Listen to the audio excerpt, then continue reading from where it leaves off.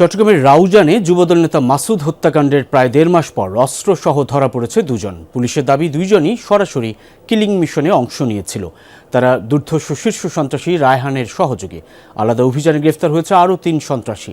এসব সন্ত্রাসীরা অল্প টাকার বিনিময়ে মানুষ খুন করে বলে দাবি পুলিশের।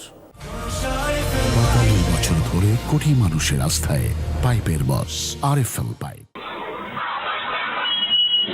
গত ১৩ জুন রাউজানের চৌমুহনী বাজারে দিন দুপুরে গুলিতে খুন হন রাঙ্গুনিয়া উপজেলা যুবদলের যুগ্ম আহ্বায়ক মাকসুদুল হক চৌধুরী মাসুদ। পুলিশের দাবি, সিসি ক্যামেরার ফুটেজ দেখে কিলিং মিশনে সরাসরি অংশ নেয়া ২ অস্ত্রধারী সন্ত্রাসী দিদার ও আফসারকে চিহ্নিত করা হয়। প্রায় ১.৫ মাস পর সীতাকুণ্ডে পুলিশের অভিযানে ধরা পড়েন এই দুইজন। তাদের কাছে পাওয়া যায় হত্যাকাণ্ডে ব্যবহৃত বিদেশি পিস্তল। সংবাদ সম্মেলনে এমন দাবি করে পুলিশ সুপার জানান, এই দুজনই আলোচিত শীর্ষ সন্ত্রাসী রায়হানের অনুসারী। অল্প টাকার বিনিময়েও মানুষ খুন করেন। দিদারের বিরুদ্ধে ১৩টি ও আফসারের বিরুদ্ধে ৮টি মামলা রয়েছে জানায় পুলিশ। ১০,০০০ ১৫,০০০ টাকা দিলে কিন্তু মোটামুটি এটা বড় ধরনের ঘটনা ঘটাতে এরা কোনো রকম কুণ্ঠাবোধ করে না। চট্টগ্রাম অঞ্চলকে সন্ত্রাস মুক্ত করতে, সকল রকমের অপরাধ মুক্ত করতে, যেন দিনে দুপুরে এভাবে আর কেউ সন্ত্রাসের শিকার না হয়।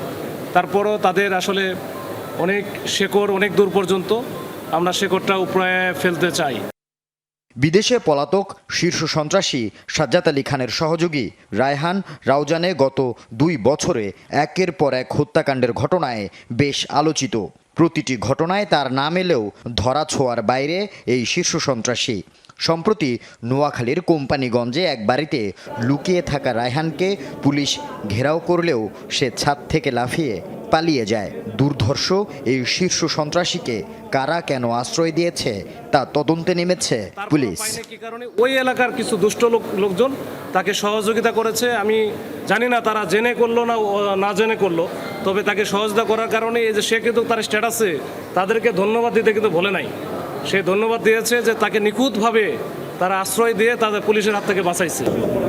আলাদা অভিযানে হত্যা ও হত্যা চেষ্টার ২টি ঘটনায় জড়িত থাকার অভিযোগে অস্ত্রসহ আরও ৩ জনকে গ্রেপ্তারের কথা জানিয়েছে পুলিশ। আল আমিন শিকদার, যমুনা নিউজ, চট্টগ্রাম।